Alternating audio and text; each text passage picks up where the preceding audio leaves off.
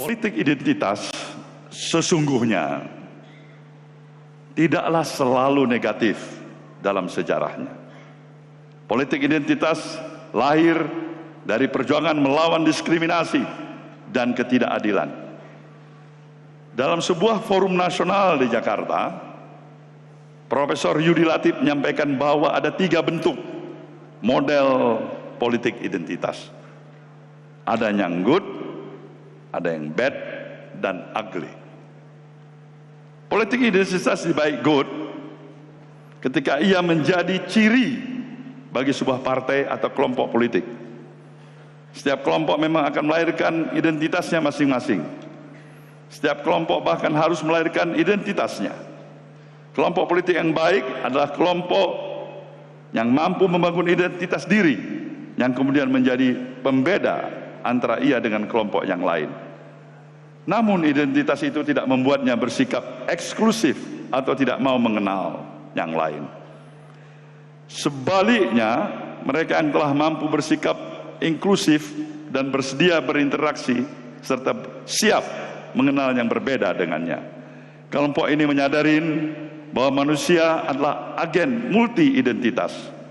Ada identitas suku, organisasi, agama, politik, hingga identitas kebangsaan. Orang Arab tidak semua beragama Islam. Sebagaimana juga orang India tidak semua beragama Hindu. Termasuk Civitas Akademika Universitas Brawijaya ini tidak semua berasal dari Jawa Timur atau beragama Islam. Demikian juga dengan partai-partai politik dan kelompok politik lainnya. Semua anggotanya pasti memiliki identitas yang beragam dan tidak tunggal. Nah, politik identitas yang buruk atau tidak baik adalah kebalikan dari yang baik tadi.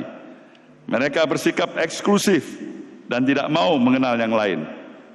Mereka membatasi diri dengan siapa mereka akan berteman atau bekerja sama. Mungkin mereka tidak mengganggu, namun cara pandang dan berpikirnya menjadi sempit. Melihat sesuatu selalu dari sudut pandangnya yang kurang empati dan seterusnya. Yang menjadi masalah adalah politik identitas yang buruk. Ia bukan hanya buruk, tapi juga merusak.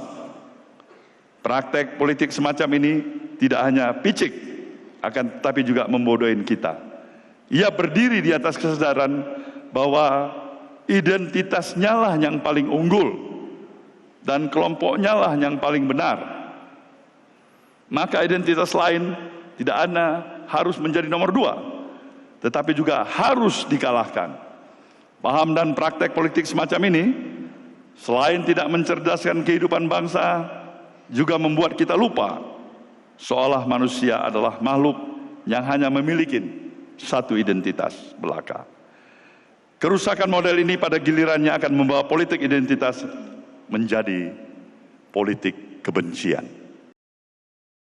Keimanan menumpangi politik, ketika politiknya tumbang, keimanannya juga tumbang. Makanya saya mengatakan, kalau kemarin ada Pak Surya Paloh mengatakan politik identitas atau politisasi agama itu tidak selalu negatif, saya bantah. Kalau kita mau bantah-bantahan secara akademik, kita tidak bisa menyamakan antara Jong Sumatran, Jong Celebes, Jong Java, Jong Ambon. Mereka berjuang untuk mengusir penjajah yang musuh bersama. Ini namanya politik integritas, bukan politik identitas. Kalau politik identitas itu adalah bangsa yang besar, massa yang besar dipecah-pecah untuk kepentingan dirinya sendiri dan untuk melawan musuhnya sendiri. Itu politik identitas. Politik identitas itu dimanapun akan merusak bangsa dan memecah belah. Bapak tahu nggak, permusuhan Sunni dengan Syiah di dalam Islam yang akhirnya membelah umat Islam itu dimulai dari politik, Pak. 1400 tahun permusuhannya nggak selesai-selesai.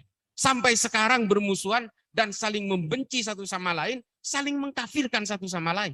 Sampai hari ini. Itu politik. Akhirnya apa? Membentuk usul fikih sendiri, membuat hukum-hukum sendiri satu sama lain, dan satu sama lain saling mengkafirkan. Yang Sunni mengkafirkan Syiah, mungkin yang Syiah juga mengkafirkan yang Sunni. Ini yang terjadi karena persoalan politik. Dan sampai hari ini, firqah Khawarij masih hidup, Pak. Mulai dari awal. Jadi kalau ketika kita berbicara tentang politisasi agama, jangankan yang berbeda agama, Pak. Yang seagama juga bisa berperang dan saling bunuh. Yang membunuh Sayyidina Utsman itu apa, orang Kristen atau orang Yahudi? Bukan. Yang membunuh itu Muhammad bin Abu Bakar. Anaknya Sayyidina Abu Bakar. Yang membunuh Sayyidina Utsman. Anaknya teman akrabnya sendiri. Yang membunuh Sayyidina Ali, Abdurrahman bin Muljam At-Tamimi.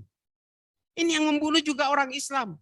Kalau bicara perang, perang Jamal, perang Siffin, perang Hurrah, perang Zab. Ini perang sesama orang Islam, Pak. Ratusan ribu yang dibunuh. Perempuan yang tidak bersuami, 1.100 punya anak haram dari peperangan ini. Diperkosa oleh sesama Islam, perang Hurrah. Tarikhul Khulafa, Imam Suyuti, halaman 83. Baca.